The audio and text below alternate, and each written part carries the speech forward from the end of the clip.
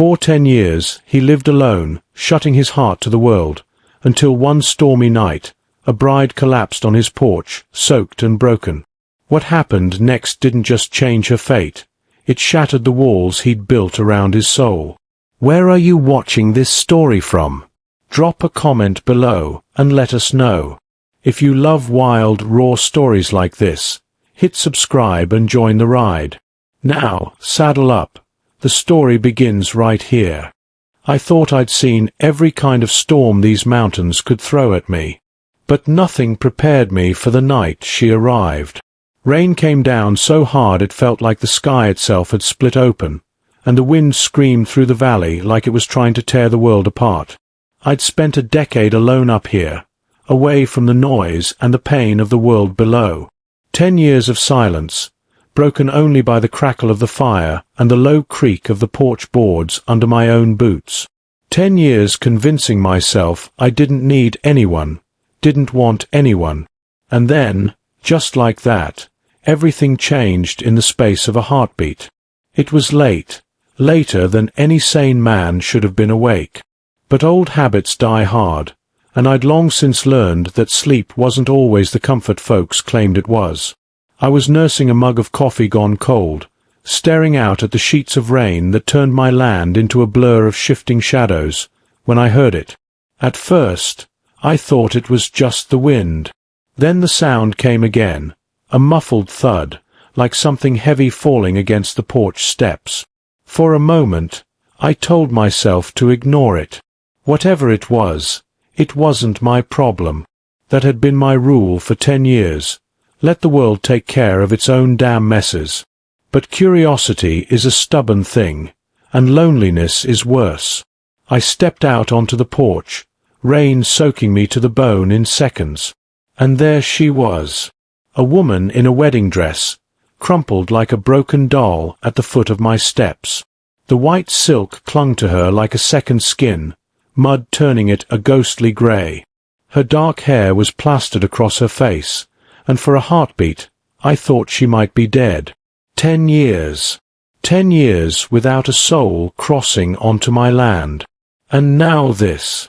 A bride in the middle of a storm, looking like she'd crawled straight out of some fevered nightmare. I should have turned away.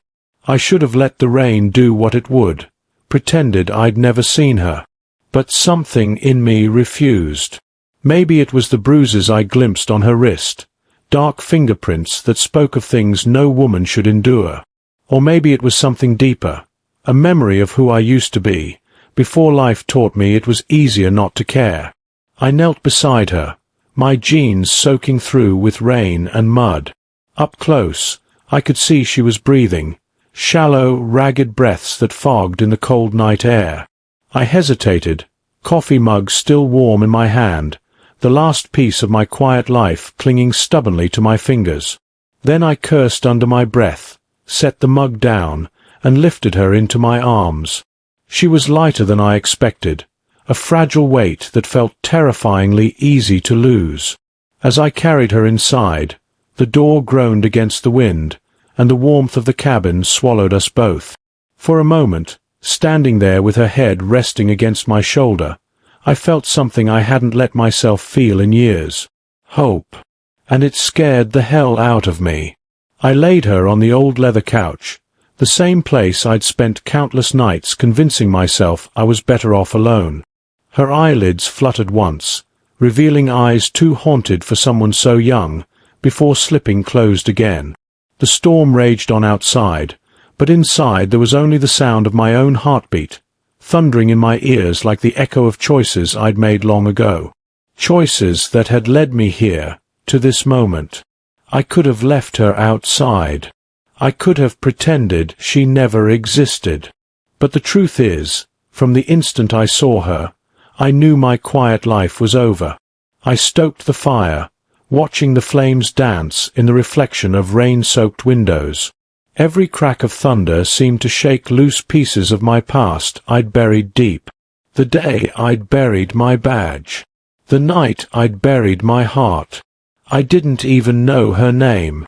Didn't know why she was running, or from whom. But I knew enough to see the terror etched into her face, the desperation in the way her body curled in on itself even in sleep. And I knew, without question, that whoever she was running from would not give up easily. Men like that never do. Standing there in the flickering light, I felt the weight of the rifle hanging above the fireplace. The years had dulled its wood, but not its purpose. I thought I'd locked the world out for good. But tonight, fate had brought the world crashing back to my doorstep, in the form of a woman in a ruined wedding dress. And deep down, in the part of me I'd tried hardest to kill, I already knew I wouldn't let her go. She woke up slowly, like a storm-battered tree finally straightening after the wind died down. At first, it was just darkness behind closed eyelids, a heavy fog pressing against her mind. Then the faint warmth of a fire somewhere close by, the distant drip of rain against wooden walls. And beneath it all, the steady, unyielding sound of breathing mine. I watched her through the shadows, unsure if she even knew where she was, or who I was. Her fingers twitched against the threadbare blanket I'd wrapped her in, pale skin marred by bruises that spoke of silent violence. When she blinked open her eyes, the green stared at me with a mixture of confusion and fear, like a wild animal trapped in a cage. It was that look that shattered the last of my resolve. I wanted to tell her it was safe here, but the truth was I didn't know if any place could be safe anymore. Not for her. Not for me. She clutched the blanket tighter, pulling it like armor around her, trembling as if the night itself threatened to swallow her whole. I could almost feel the ghosts chasing her, dark shapes from a past she couldn't outrun. Her voice was raw and broken when she finally spoke, a whisper lost in the crackling fire. Where am I? I hesitated.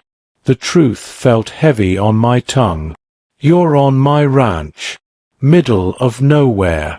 She swallowed hard, the name ranch sounding foreign and fragile. 4 years I'd lived here like a ghost, shutting the world out, sealing off my heart with walls thick enough to withstand any storm. But now, those walls trembled under the weight of her presence. "Why am I here?" she asked, eyes darting to the window where rain still hammered the glass. "I found you at my door," I said simply. "You were soaked, unconscious." She glanced down at the empty spot where her wedding dress should have been. Instead, there was only the blanket I'd given her. "My dress," she murmured, voice cracking like dry earth. "It's gone." I gestured toward the fireplace, where the dress hung, sodden and torn like a ghost of better days. "You weren't going to last long out there." The silence that followed was thick, as if both of us were weighing the years of solitude and pain that stretched between us. I saw the way her eyes flickered to the bruises on her wrist, faint but unmistakable, and the shadows in her gaze deepened. "You don't have to say it," she whispered, her voice barely audible. "I know why I'm running." Her words hung in the air, heavy as the storm outside. I wanted to ask her more, about the men chasing her, the debts she mentioned in broken fragments, but I held back. Sometimes, the past isn't a story you tell out loud. It's a weight you carry alone. I felt a familiar knot tighten in my chest. The last time I had seen someone so broken, it was my wife. The memory clawed at me, raw and relentless. The betrayal, the lies, the day I buried the man I used to be along with the life we'd built. 10 years ago, I'd sworn never to let anyone in again. But here she was, unraveling every promise I'd made to myself. "Who are you running from?" I finally asked, voice low and steady. She hesitated, fear flickering in her eyes like a candle struggling against the wind. "My fiancé, Clayton Voss. He owns this territory. The mines, the water, everything. My brother owes him a lot. I was supposed to marry him today." The words spilled out like poison, tasting bitter and wrong. "They say I'm a payment for debts I never made." I said no, But it didn't matter. He didn't care. I stared at her, the weight of her story settling like dust in the room. I'd heard enough to know Clayton Voss wasn't a man to cross lightly. His name carried the kind of fear that rippled through towns, the kind that made even the bravest think twice. 4 years, I'd hidden from that world. But now, it was crashing through my door in the form of a scared woman with bruises on her skin and fire in her eyes. "Why didn't you run sooner?" I asked, not sure if I wanted the answer. "Because I thought I could survive it," she said. "But when I woke up today, in that church, I realized I was wrong. I had to get away, or I'd lose myself completely."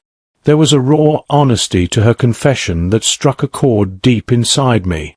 I knew what it meant to feel trapped, to fight for a shred of freedom in a world that wanted to break you.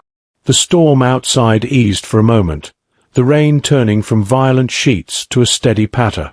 But the threat was far from over. I could hear it in the distant pounding of hooves, the low murmur of voices that cut through the night like knives. "They're coming," I said, rising from my chair to check the windows. She flinched at the sound, eyes wide with terror. "They'll find me." I felt a cold resolve hardening inside me, the kind that only comes when you realize your quiet life is about to explode. For 10 years I'd been running too, running from ghosts, from pain, from the world's cruelty. But this time, I wasn't going to run. "Listen to me," I said, voice steady despite the adrenaline pounding through my veins. "You're not going back with them. Not on my watch." Her eyes searched mine, desperate and uncertain, but something flickered there, a spark of hope, fragile but alive. I could feel the weight of what I was about to do, the danger, the risk. But more than that, I felt the pull of something I thought I'd lost, a reason to fight, to care, to hope again. And as the horses thundered closer, I made a silent promise to myself. No matter what came, I would protect her.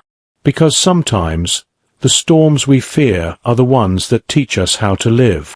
The pounding of hooves echoed in the distance like the heartbeat of a war about to begin. Every sound outside felt sharper, heavier, like the calm before a brutal storm. I stood by the window, the old rifle heavy in my hands, fingers tightening around the worn wood that had tasted more fights than I cared to remember.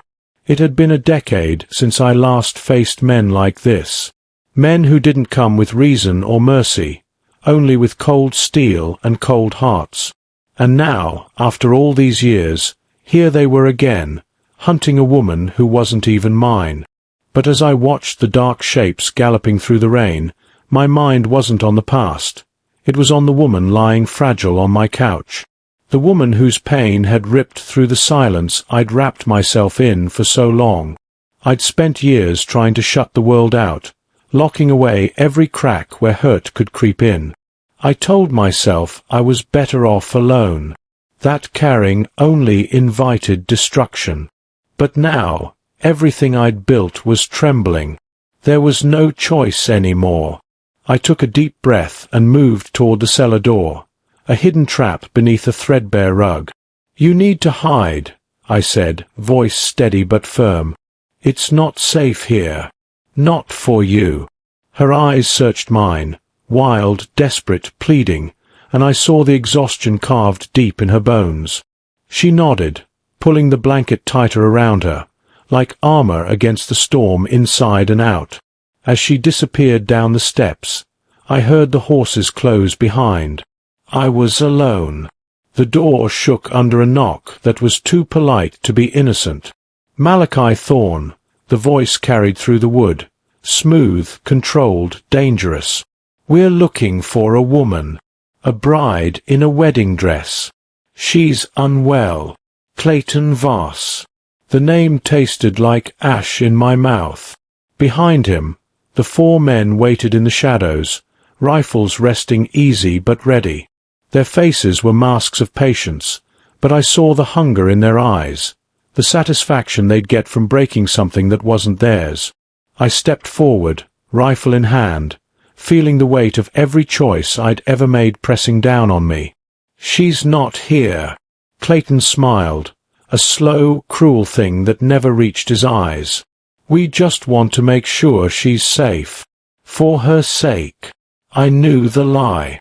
There was no care in those words, only ownership, control, the promise of violence. One of the riders dismounted, a scarred man with dead eyes and a smile that sent chills down my spine. "Boss says check the house." His boots splashed in the muddy porch as he took a step forward. "No," my voice was low, unwavering. "You don't come here." The moment stretched thin, the rain falling harder, the thunder rolling closer, as 5 armed men realized I wasn't the hermit they'd hoped to intimidate. Clayton's pleasant mask slipped, revealing something colder, sharper. "Mr. Thorne, I suggest you reconsider. My bride is dangerous, mentally unstable. She attacked me today." I glanced at the scratches on his face, desperate defensive wounds that told a story he was too proud to admit. "She's not here." The scarred man reached for his gun. Without thinking, I raised my rifle. Not aiming, just enough to say, "Don't push me." The world seemed to hold its breath. Then I laughed, a harsh, rusty sound from a man who hadn't felt hope in years. "You want to know what's funny?" All 5 men froze. 10 years ago, my wife broke me. I thought I'd never trust again, never care. But out here, in these mountains, I learned something. Sometimes the things that try to break us teach us what we're made of. I leveled the rifle at Clayton's chest. "If I go down, you're coming with me." The standoff stretched. Thunder cracked overhead, rain blurring faces into shadows. And then, a new sound. A rider, fast and urgent, bursting through the storm. The deputy. The last thread of hope. Clayton's jaw tightened, but he reined in his horse. "This isn't over, Thorne." As they disappeared into the night, I stood on the porch, the rain washing over me, the rifle still ready. I'd made an enemy, one of the deadliest men in the territory, and all for a woman I barely knew. But as the storm faded into the distance, something inside me shifted. Maybe, just maybe, this was the fight I'd been waiting for. Silence is a strange thing when it follows a storm, almost heavier than the storm itself. After the riders vanished into the dark, the rain softened to a persistent drizzle, tapping gently against the cabin's weathered windows. Inside, the warmth from the fire fought the chill that settled deep in my bones.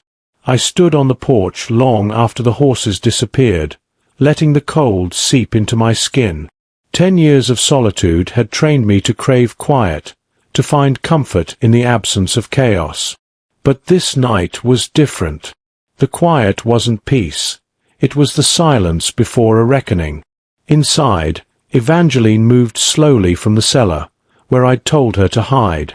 She emerged wrapped in the same wool blanket, eyes still heavy with exhaustion and the weight of what she'd fled. I could see the fractures beneath her fragile exterior, the cracks that told stories of pain, fear, and hope all tangled into one. She wasn't just running from a man or a debt. She was running from a life that threatened to swallow her whole. I couldn't blame her. I'd been running too, running from ghosts that haunted the edges of my memory. The wife who betrayed me, the badge I left behind, the promise I broke to myself to never care again. But now, standing here with her in my home, those promises felt like lies. The fire crackled, casting flickering shadows across her face as she settled onto the couch. I sat opposite her, the rifle resting nearby but forgotten for a moment. Words felt inadequate, heavy with things neither of us wanted to say. "So," I finally said, voice rough like gravel, "what now?" Her eyes met mine, raw and unguarded. "Now, I survive." There was steel beneath the fear, a fierce determination that refused to break. I recognized it. It was the same fire I'd seen in my own reflection years ago, before everything fell apart. "You can't stay here forever," I said. "They'll come back." She nodded. "I know." And then the question hung between us, unspoken but undeniable. "Why me?" she whispered. "Why did you save me?" I shrugged, trying to sound casual, but the truth sat heavy in my chest. "Because I couldn't leave you there. Because even if I wanted to shut the world out, it doesn't always let you." Her gaze softened for a moment, and I thought I saw hope flicker in those haunted eyes. Outside, the wind picked up again, rustling the trees like a warning. The storm wasn't done. I stood and walked to the window, rifle in hand once more.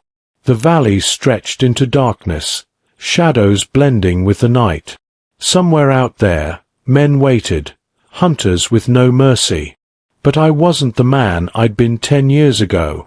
I wasn't running anymore. I turned back to Evangeline. "You're not alone now." She looked up, a fragile smile breaking through the weariness. "Thank you." That word, so small, so simple, felt like a bridge between two broken souls. For a moment, I allowed myself to believe in something more than survival, in a fight worth fighting. But the past has a way of clawing back. The sound of horses approaching shattered the fragile calm. My heart tightened as the voices cut through the night. "Get to the cellar," I commanded, urgency sharpening my tone.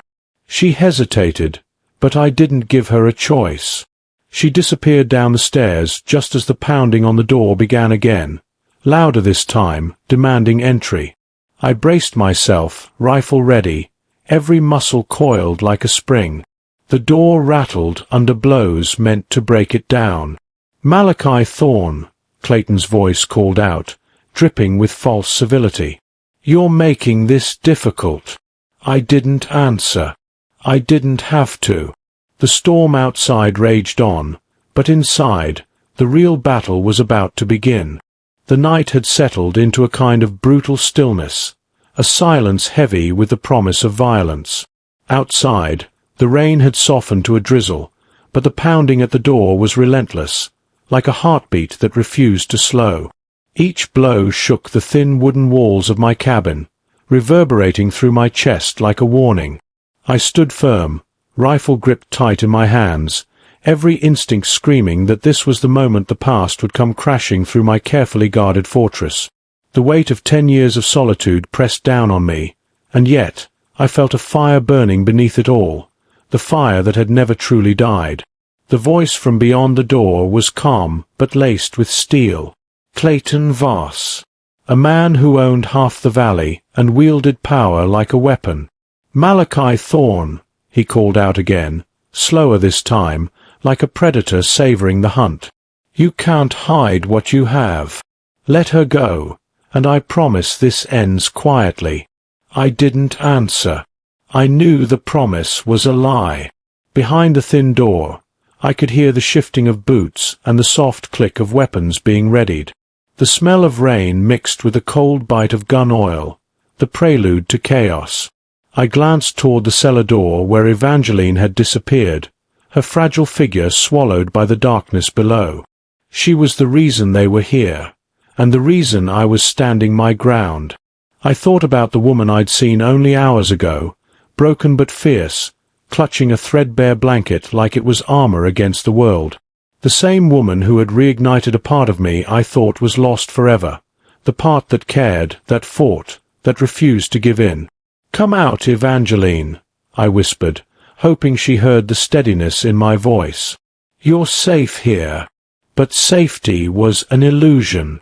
The storm had brought more than rain. It had brought a reckoning. The knocking ceased. For a moment, the night held its breath. Then, the lock clicked, and the door creaked open a fraction. Clayton stepped inside, dripping rain and menace, flanked by his men like shadows come to life. His eyes swept the cabin, calculating, cold. "I'm giving you one last chance," he said, voice low and dangerous. "Hand her over, Malachi. No one needs to get hurt." I raised the rifle, not threatening but warning. "She's not yours." His smile twisted, like a snake bearing fangs. "She's the payment. And you're making a very expensive mistake." The room seemed to shrink under the weight of the standoff. Outside, thunder rolled, a grim soundtrack to the battle unfolding inside. Suddenly, the scarred man moved forward, but before he could draw his weapon, I fired a warning shot into the air. The sharp crack echoed, silencing everything. "Back off," I growled.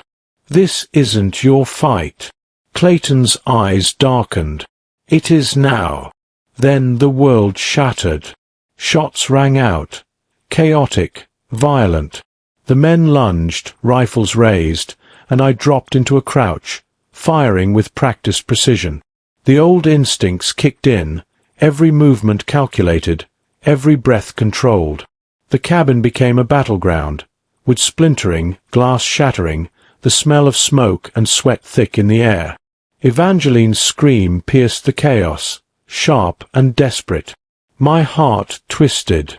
I fought through the hail of bullets, every shot fired to protect her, to protect the fragile hope we'd found in the wreckage of our lives. Minutes stretched like hours, but finally, the last of Clayton's men lay still, groaning or silent.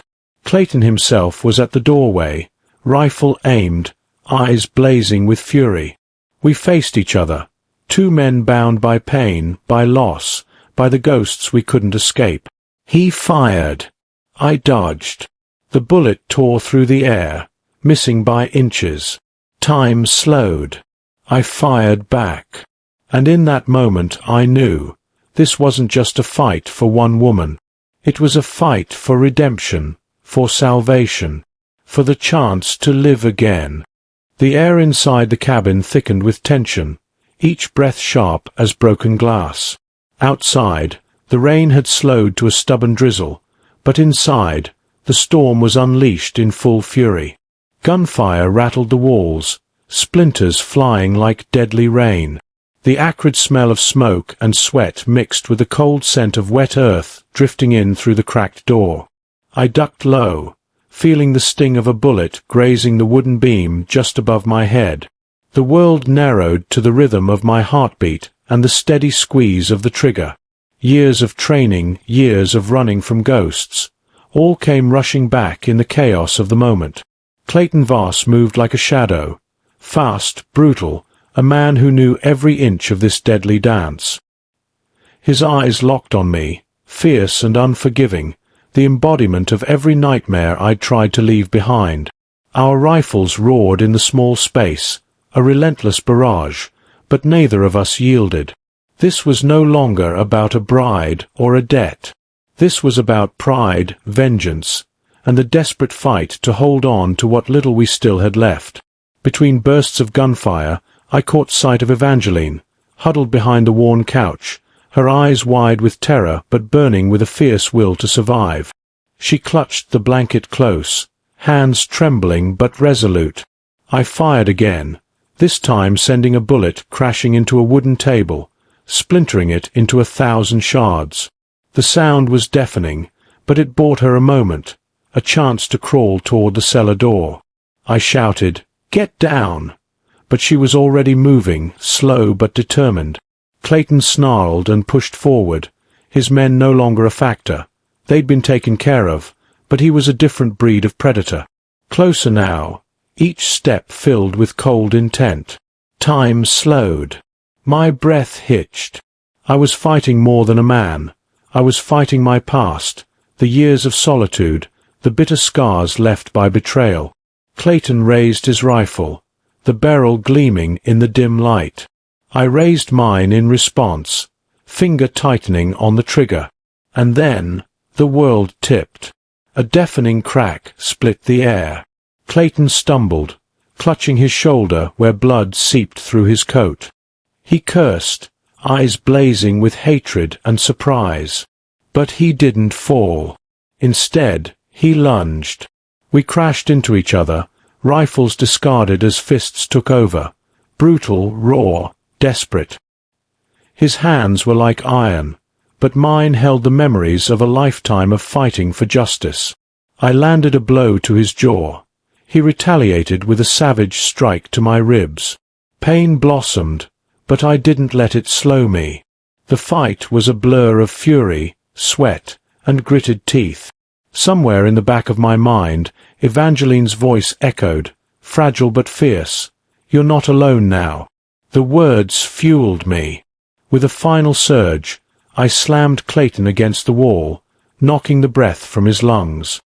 He gasped, eyes wild, rage simmering just beneath the surface. "I won't let you have her," I growled. "Not now, not ever."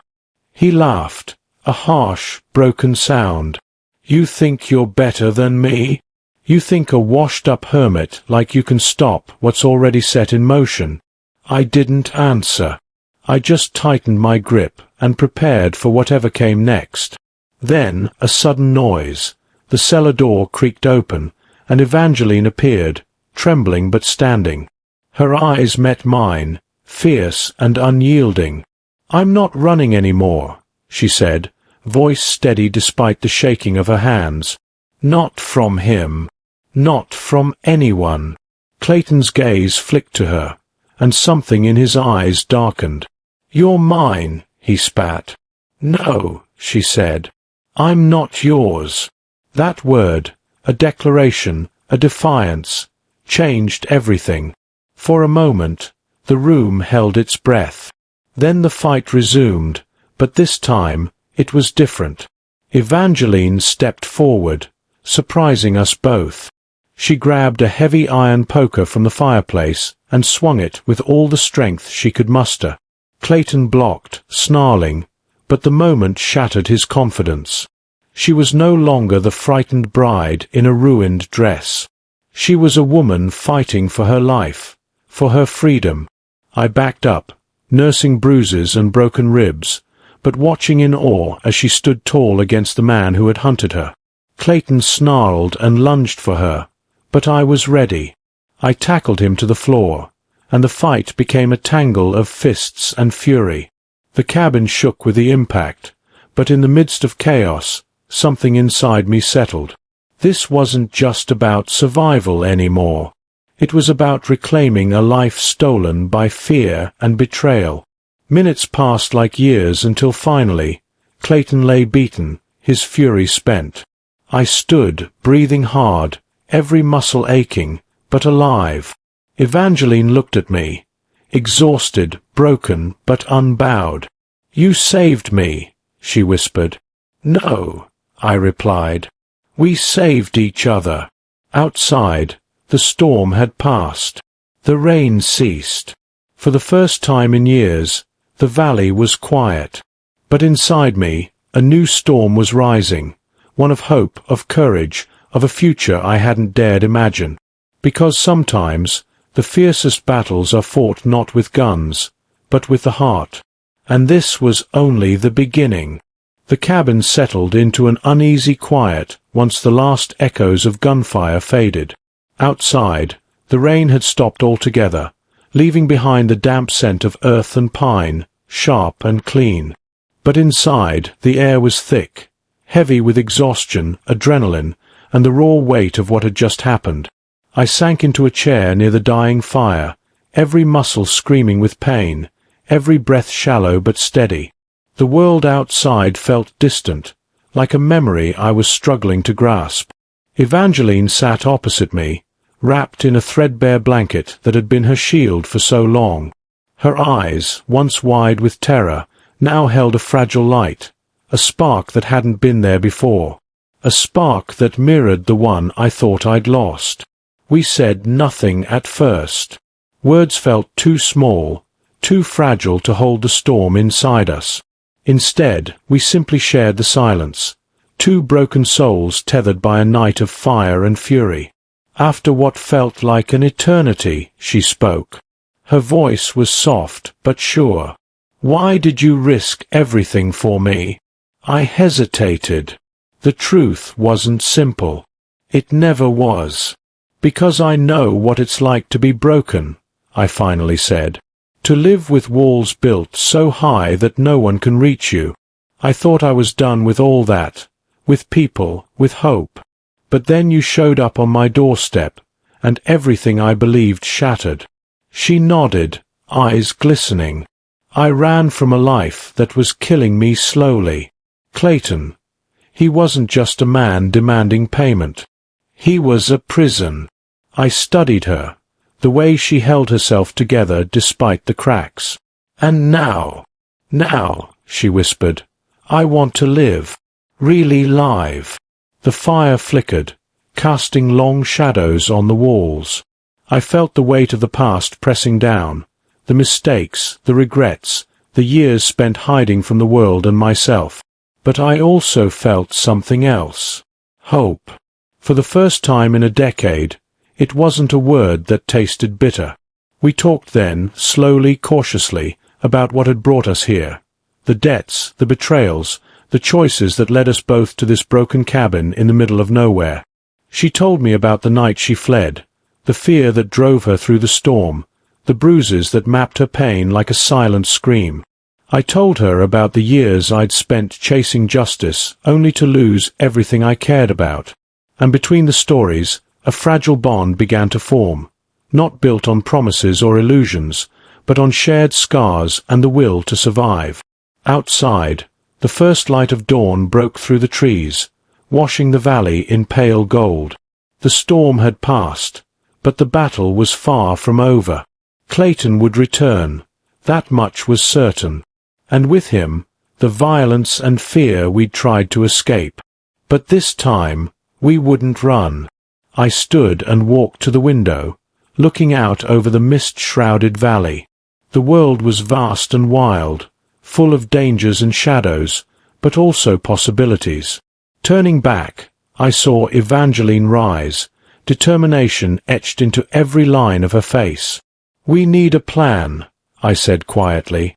We can't just wait for him to come back. She nodded, her eyes fierce with newfound strength. I'm not the scared girl in that wedding dress anymore. I'm ready to fight. We spent the morning preparing, gathering supplies, securing the cabin, and making sure we were ready for whatever came next. Each moment was a small rebellion against the fear that had ruled our lives for so long. As the sun climbed higher, I realized something I hadn't admitted to myself before. I wasn't just protecting her. I was protecting the possibility of a life that was worth living, for both of us. Because sometimes, the fiercest battles are fought not just with guns, but with courage, trust, and the willingness to let down the walls that kept us safe but alone. And in that quiet morning light, I knew we were ready. The morning light spilled through the narrow windows, casting long, uneven beams across the worn wooden floorboards. The storm had passed, but its echo lingered, thick in the damp air, in the creaking of the old cabin, in the aching muscles of my body. Evangeline was already awake when I stirred, sitting by the fireplace, fingers wrapped tightly around a steaming cup of coffee. She looked smaller somehow in the soft light, fragile, but there was a steel beneath the surface that hadn't been there the night before. The kind of steel born from fire and survival. We didn't speak at first. Words were unnecessary. Our shared exhaustion filled the space between us like a tangible thing.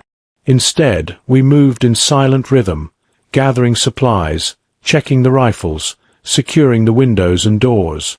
Every sound outside, birdsong, rustling leaves, distant hoofbeats, felt amplified, a constant reminder that Clayton Voss and his men were out there, waiting, watching, waiting for the right moment to strike.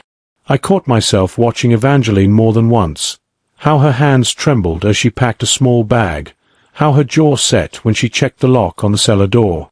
She was preparing not just to survive, but to fight. And for the first time since she'd arrived at my porch, I felt a flicker of something I hadn't dared to feel in years. Hope. But hope was a fragile thing.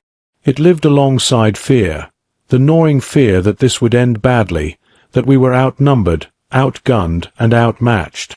I pushed those thoughts away as I loaded the rifle, checked the bullets one last time. Years of experience told me that fear was a tool, not a prison. It sharpened senses, focused attention. It could keep you alive. "Clayton won't stop until he gets what he wants," I said quietly, breaking the silence. "And what he wants is her." Evangeline nodded, eyes dark. "He sees me as property, something to own, control. But I'm not that anymore." Her words hit me with a fierce clarity. This wasn't just about a debt or a broken promise. It was about reclaiming autonomy, about standing up to a man who believed fear was his right and freedom was a lie. We spent hours preparing, turning the cabin into a fortress. I dug through old supplies, pulling out anything that could be a weapon or a barrier. Nails for makeshift traps, jars of kerosene for fire if needed, ropes, and every scrap of cloth for bandages. Evangeline was surprisingly quick to learn, watching as I demonstrated how to load the rifle, how to aim for disabling shots, how to move silently through the cabin's shadowed corners. The quiet moments were the hardest, when the adrenaline faded, and the weight of what lay ahead settled in like a stone. I found myself staring at the cracked mirror over the mantelpiece, seeing a man I barely recognized. Hollow eyes, weathered skin, a face that had seen too much loss. 10 years of exile, 10 years of self-imposed solitude, and now a night that had shattered everything. But I also saw something new, a flicker of resolve, a glint of defiance. I wasn't the man I used to be, and maybe I never wanted to be. But I was still here, still fighting. Evangeline's voice pulled me back from the edge. "We don't have much time," she said, her tone urgent now. "Clayton will be back. And next time, he won't come alone." I nodded, feeling the weight of that truth settle deep in my bones. That afternoon passed in a tense silence, punctuated by the occasional sound from outside, the distant howl of a coyote, the rustle of the wind through the trees. We ate little, our nerves too raw for hunger. Instead, we sat side by side, arms barely touching, sharing small moments of warmth in a world that had grown cold and cruel. In those moments, I found myself thinking about the life I'd lost, the wife I'd buried in memory, the family I'd left behind, the dreams that had crumbled like ash. And yet, here was Evangeline, broken and battered but unyielding, reminding me that maybe, just maybe, redemption was still possible. Night began to fall again, the sky bruised purple and gold. The valley lay silent beneath a blanket of stars, but the calm was deceptive. We moved to the cellar, preparing it as a last refuge. I inspected every corner, every crevice, making sure there were no surprises waiting in the shadows. Evangeline helped, her hands steady despite the fear I knew she carried. As we sealed the cellar door, I caught her gaze. "Whatever happens," she said softly, "thank you." I squeezed her hand, the weight of unspoken words passing between us. Then came the first sounds, hoofbeats, closer now, deliberate and slow. Clayton was coming, and this time there would be no running. The darkness came fast, swallowing the valley whole like a shroud. The last pale traces of sunset faded beyond the distant hills, and the cabin's lone window framed the encroaching night like a black hole pulling everything in.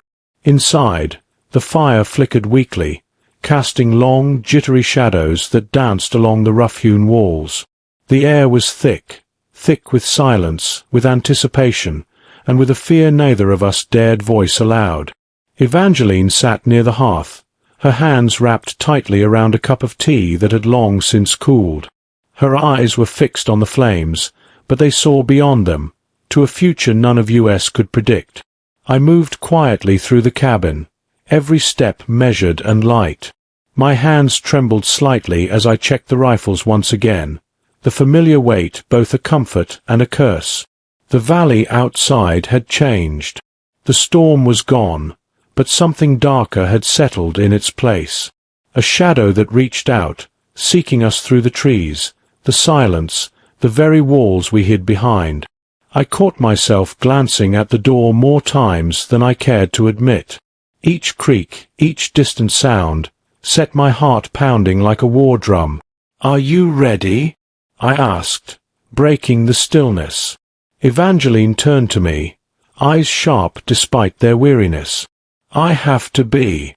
Her voice was steady, but I could see the tremor beneath, the same tremor that coursed through my own veins. This wasn't just a fight for survival anymore.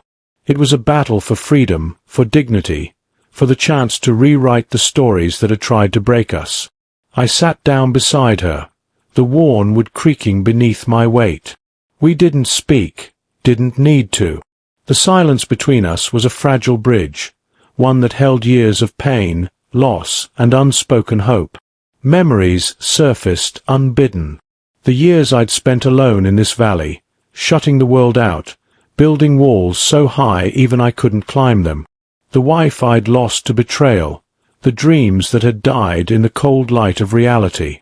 And now, this woman, a stranger with haunted eyes and a fierce spirit, standing beside me, ready to face a man who had tried to own her like property. I thought about Clayton Voss, his cold smile, the cruelty that hid behind polite words, the shadow he cast over this land. He was more than a man. He was a force of nature, relentless and merciless.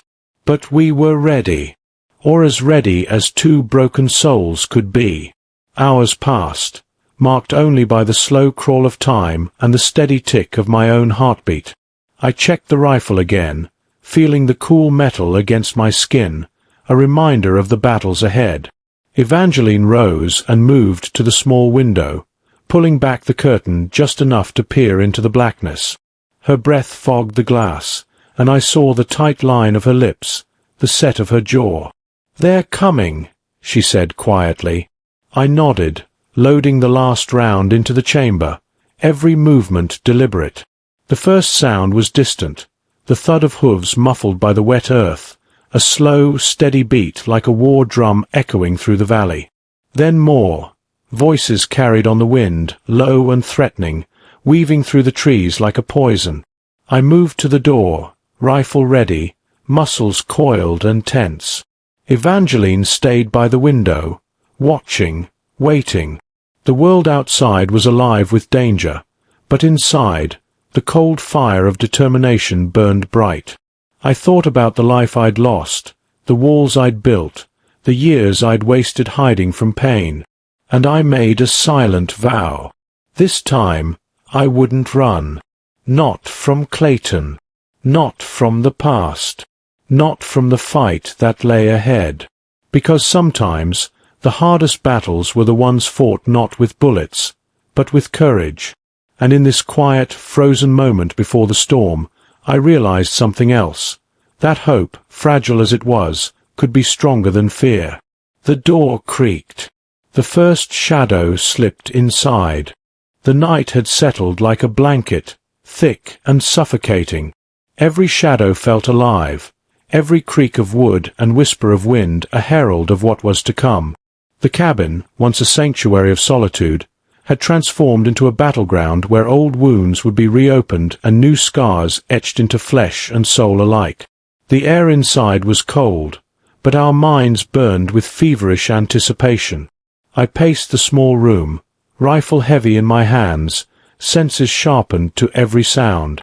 Evangeline sat in the corner, a quiet storm contained within a fragile frame, her eyes scanning the darkness beyond the window. She was more than the woman who'd collapsed at my door, soaked and broken in that wedding dress. She was a warrior now, tempered by fire and forged in desperation. We had prepared for this night in the sparse hours since the storm passed. Every crevice was checked, every exit planned for, every weapon loaded and ready. And yet, the silence pressed in on us like a living thing. Then came the sound. Distant hoofbeats, slow and deliberate, echoing through the valley like the heartbeat of the hunt. I moved to the window and peered out, shadows moving just beyond the trees, men cloaked in darkness, their faces hidden but their intent clear. Clayton Voss was coming, and he brought with him the ghosts of our pasts. Memories flashed through my mind, the wife I lost, the life I abandoned, the years of bitterness and regret. But also, the reason I still fought, the chance to protect someone who mattered, to reclaim a fragment of my humanity. I turned from the window and found Evangeline standing, her hand reaching for the rifle resting against the wall. "Ready?" I asked. Her nod was steady. "Then let's finish this." The first knock came at the door, polite, almost mocking. "Mr. Thorne," Clayton's voice slithered through the wood, smooth and dangerous. "I know you have a guest. Let her go, and no one needs to get hurt." I gripped the rifle tighter, every instinct screaming to keep the door shut. But the words weren't enough to keep the darkness at bay. Outside, the riders dismounted, the sound of their boots heavy against the wet earth. Clayton's men spread out, moving like predators, seeking weaknesses, shadows in which to strike. The cabin held its breath. Inside, Evangeline and I shared a look, a silent agreement that whatever came next, we would face it together. The door shook under the first blow, the wood groaning but holding. More pounding followed, furious and relentless. I took my position by the window, rifle aimed and ready. The first figure moved into sight, a hulking man, scarred and cruel, with eyes like pits of darkness. I squeezed the trigger, the rifle roaring through the quiet night. The man stumbled, a grunt escaping his lips as he fell back into the shadows. The attack had begun. What followed was chaos, a blur of motion, gunfire, shouted orders, and the crashing of bodies against wood and earth. I fought with a desperation born of years spent running from pain, fighting for the life I'd built and the woman who had reignited a spark I thought was dead. Evangeline was no longer the frightened bride. She moved with a fierce grace, wielding a knife with precision, blocking blows, and retreating only to strike again. The cabin shook with the impact of each assault, every wall a testament to the struggle for survival. At one point, Clayton himself appeared in the doorway, his cold smile a mask for the fury burning beneath. He moved like a shadow, fast and lethal, but I met him with every ounce of strength left in me. Our fight was brutal, a collision of past betrayals and present defiance. His fist found my jaw, and pain exploded through my skull, but I didn't relent. I landed a blow to his ribs, hearing the crack of breaking bones beneath his flesh. Blood and sweat mingled as we grappled, the line between hunter and hunted blurring with every breath. Outside, the battle raged, men falling on both sides as the night grew darker and colder. Through it all, I held on to one thought. This fight was more than survival. It was redemption. For her, for me, for the chance to break the chains of the past and forge a new future. As dawn crept slowly over the horizon, the tide of battle turned. Clayton's men began to falter, their resolve cracking under the weight of our resistance. One by one, they fled into the trees, leaving behind broken bodies and shattered dreams. Clayton himself lay on the floor, gasping for breath, the fight drained from his eyes. I stood over him, rifle still in hand, the rage and pain of years boiling to the surface. "Your reign ends here," I said, voice low and steady.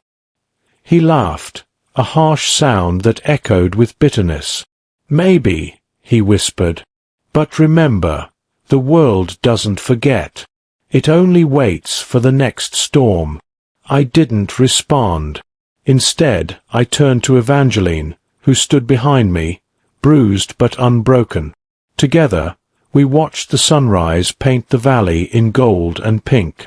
The storm had passed, but the fight, our fight, was just beginning. The first rays of dawn painted the valley in hues of soft gold and tender pink, but inside me, a storm still raged, not one of thunder or rain, but one of memories, choices, and hard-won hope. The cabin, battered but standing, was silent now. The echoes of the night's violence lingered like ghosts in the corners, in the smouldering fire pit, in the broken door frame where Clayton's shadow had last fallen.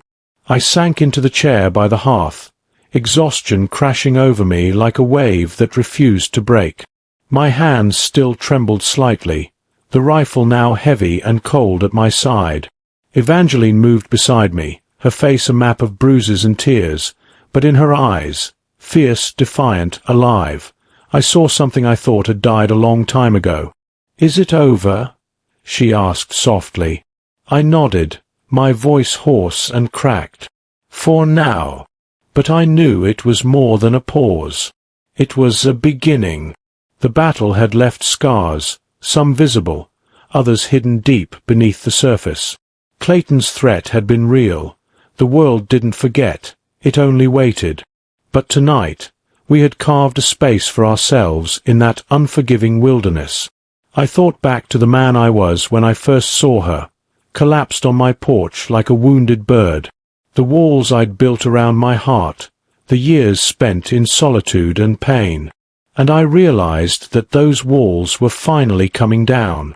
Evangeline looked at me, her voice barely above a whisper. "Why did you help me?" It was a question I'd asked myself 1,000 times. Why risk everything for a stranger? Why break the silence I'd lived in for a decade? But the answer was simple. Because sometimes, saving someone else means saving yourself. I reached out, taking her hand in mine, rough, calloused, but steady. "We're both broken," I said. "But maybe, together, we can be whole." She squeezed my hand, and for the first time since she arrived, a small smile flickered on her lips. Days passed, each one a fragile thread in the tapestry we were weaving anew. The valley, once a place of isolation and sorrow, began to feel like home, not because of the walls or the guns, but because of the quiet understanding growing between us. We shared stories, laughter, and silences that spoke louder than words. Evangeline tended the small garden outside, coaxing life from the stubborn earth as I repaired the cabin, piece by piece. Each nail hammered, each seed planted was a testament to hope. Fragile, yes, but persistent. One evening, as the sun dipped below the horizon, painting the sky in fire and gold, she turned to me. "What now?" I looked at the valley stretching endlessly before us, wild, untamed, but ours. "Now," I said, "we live. We fight for the life we want, not the one we were given." The road ahead was uncertain. Clayton Voss was still out there, a shadow looming over our future. But for the first time in years, fear didn't dictate my every move. Because I wasn't alone. We were survivors, two souls bound by scars, courage, and the stubborn refusal to give up. And as the stars emerged one by one in the darkening sky, I knew this was just the beginning of our story. A story of pain, yes, but also of redemption, love, and the fierce, unyielding hope that lives within us all. The storm had passed, but the dawn was ours. If you were in his boots, would you fight the same battle? Share your thoughts down in the comments. We want to hear your side of the story. Don't forget to like the video if it moved you, and explore the other videos waiting for you on screen. Thanks for riding along with us. Until the next story.